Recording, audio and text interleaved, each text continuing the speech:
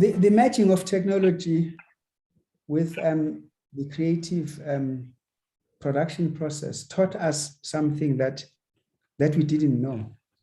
We didn't know that you can exhibit your artwork to Australian people, as an example, without you going to Australia, to go into a venue and set up your exhibition, that you can actually do your exhibition virtually. We didn't know that you can actually perform to an audience at another market outside the country, render your poem at home virtually. You didn't know that you could put a whole festival on stage with no audience, but no audience in the on site, but the same audience watching the same show sitting at home. So what we thought was a discomfort, we actually became very comfortable in our discomfort, because we realized that the digital economy, virtual and streaming and all of that was upon us. Now we are having a hybrid situation where someone who can't travel from Cape Town to Johannesburg to see a show at the Joburg Theatre can see the same show together with the people who are sitting inside the theatre in Joburg, but can see that same show at home, because Joburg Theatre is now able to produce a hybrid, both physically and virtually at the same time. And the movements of goods and services has actually made it much easier with this digital economy. And young people have managed to create online social platforms. I mean, we now know about this guy called MacG, who can have a whole conversation and everyone is watching, and the sponsors are now advertising on it because they know that there are eyeballs, people are watching. There are a lot of YouTubers now.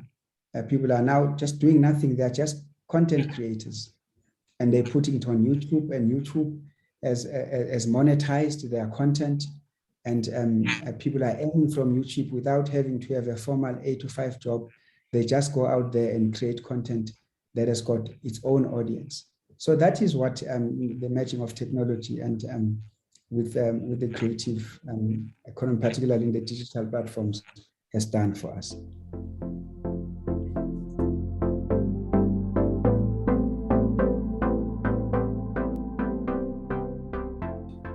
It depends what we mean by more collaboration. If you look at Edinburgh Festival, actually it's called Edinburgh Festivals in Scotland. If you ask what do people know about Edinburgh, the city, they know it because of its cultural and creative economy. It's a culture-led city where people work, live, and play. So you can work, you can live there, you can also be entertained and all of that. And how have they managed to do that?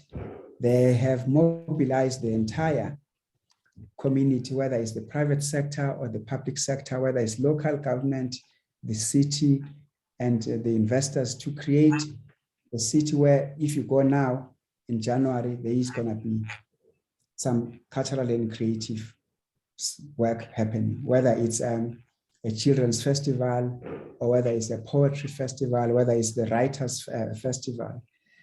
So there's a collaboration where a city looks at all the creative juices of the cultural and entrepreneurs and the arts practitioners, and then create a platform. They then build cultural precincts, they build performing arts centers, the museums, and all of that. Now, when it comes to the actual practitioners, how can they collaborate, whether young people or old people? It's about the multidisciplinarity of it. You can have, US Jody, you can have an event that can be multidisciplinary. You are just the producer of it, but you want to say, I want to have an event where the crafters can come, where the poets can come, where the graffiti people can come, where the musicians can come, and where the designers and all of that, but it's one event, so there is a collaboration, and it becomes one full production. That is, one would have to You can have a writer's corner in your event. You just get everyone else so that when the audiences come there, they are spoiled for choice, what to see, you know. Of course, we do see collaborations when you talk about music. This artist in a song featuring this particular artist, that's a collaboration. But we need to look at it at a much bigger level, scope than just one artist in a studio recording a song. But we need to say, if I went to Newtown Cultural Precinct today, what collaborative work would I be able to see that is done by arts practitioners across all the art disciplines?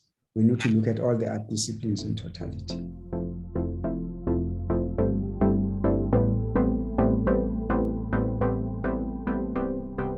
Well, first of all, I want to believe that in most cases, young people are misunderstood, firstly by their parents, because their parents want young people to be doctors and lawyers and teachers and whatever.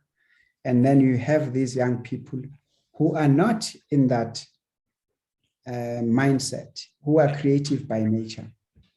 And there is always this friction between the parents that we don't want you to be this, we want you to be that. But again, it has to do with how do we value the arts?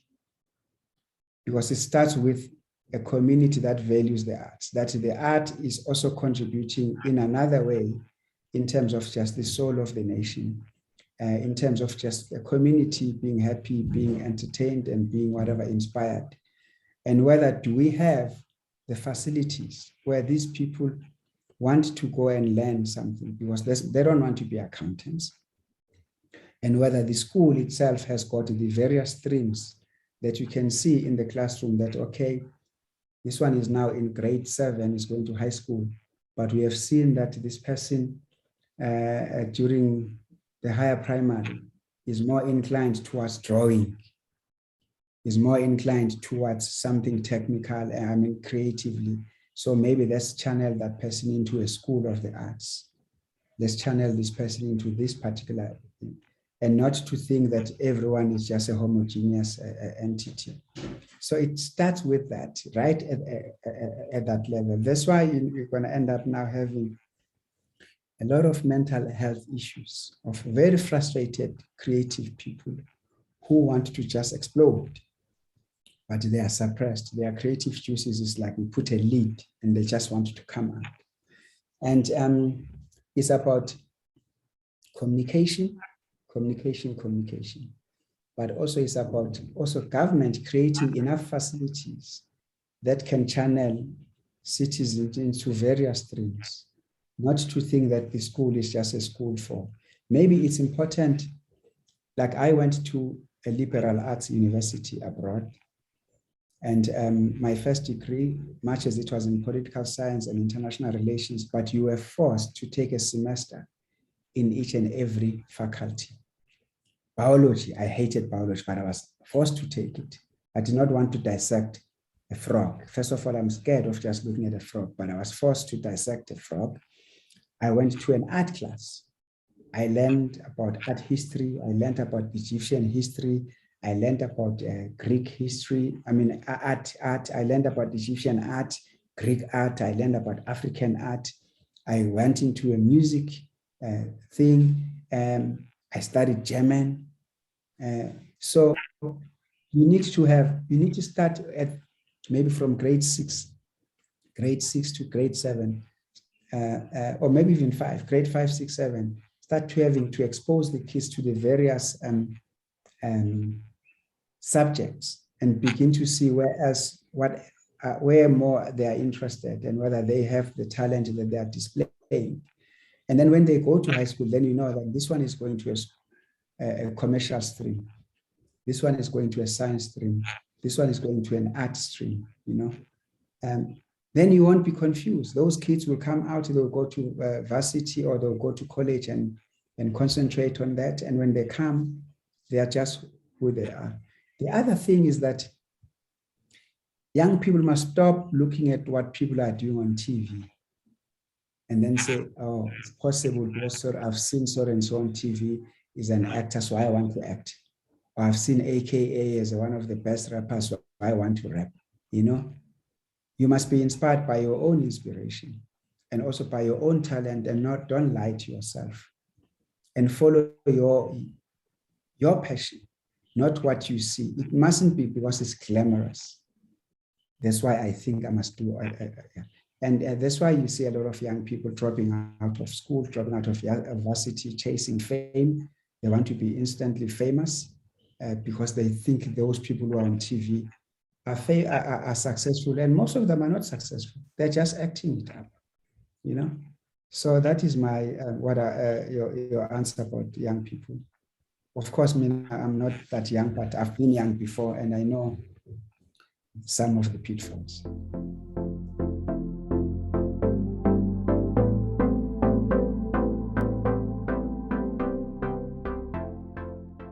Because once they've been exposed, they've been channeled, or not channeled, I don't want to say channeled, they've been given choices where they can channel their own passion. By the time they are either producers of the art itself, or they are consumers of the art itself, is because they've understood what it is.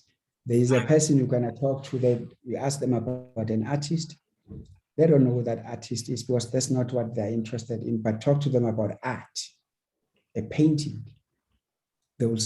I know about this painting, but that is their passion.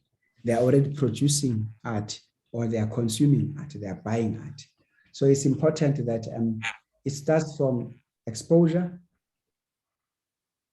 and then appreciation and understanding of it. And then you then decide, I want to be involved I want to be a producer. I want to be involved in the cultural production, or I want to be the supporter of the cultural products as an audience, as a consumer of it. It's very important. You can't have a product without a consumer.